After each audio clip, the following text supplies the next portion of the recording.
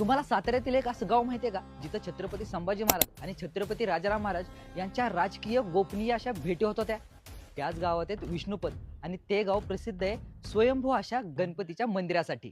नमस्कार मंडळी, आज आपण आलोय अंगापूर वंदन येथे, जे आपल्या सातारा सिटी पासून फार फार तर 22 किलोमीटर वरती आहे. याच अंगापूर वंदनला आपल्या महाराष्ट्र सरकारने पर्यटन तीर्थक्षेत्राचा ब दर्जा दिलेला आहे. तेव्हा जाणून घेऊयात आत्मगजानन मंदिर आणि अंगापूर वंदन बद्दलची माहिती.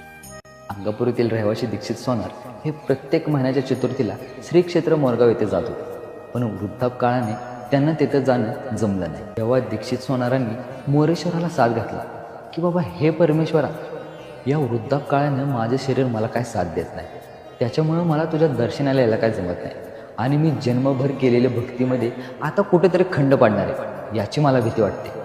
तर आता मी काय करू? भक्ताची एवढी करून हा काय करू?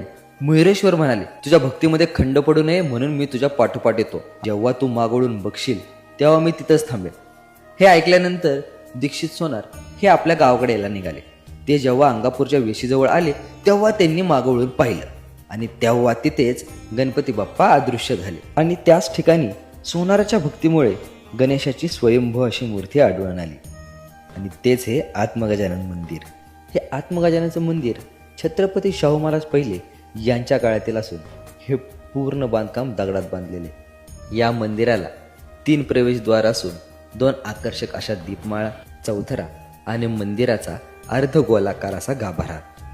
सध्याच्या मंदिराचे बांधकाम इसवी सन 1790च्या सुमारास पूर्ण झाले. सुमारे 4.5 लाख रुपये खर्च करून मंदिर बांधण्यात आले अशा छत्रपती शाहू महाराजांच्या दप्तरी नोंदी सापडतात. पुढच्या भागात जिथं मी तुम्हाला देणार आहे विष्णुपद आणि शिवनाथ मंदिराबद्दल माहिती.